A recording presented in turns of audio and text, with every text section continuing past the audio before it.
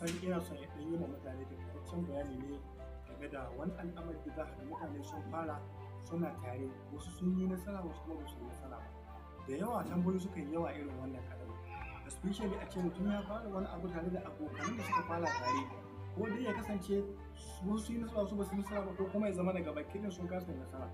To kamar me yasa ba su yi nasara ba, especially a cikin network marketing?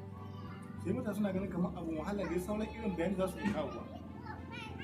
To a ɓangare da nasara ko rashin nasara, jama'a ba wai network marketing ba. Network marketing kamar sauran wani kasuwanci ne irin wanda kake yi, kuma wani kalar kasuwanci ne kake yi, shi ma network marketing similar kamar irin wannan kasuwanci ne. Wanda ya kasance a kowane kalar kasuwanci akwai wani ƙalubale da zai iya zuwa a cikin wannan kasuwanci ya yi ƙoƙarin hana ka yi ne.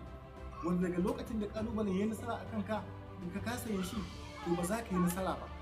Kenan idan dai har challenge zai iya zuwa gare ka ya hana ka ci gaba da abin da kake yi, to wannan challenge din shi ne ya hana ka yin nasara.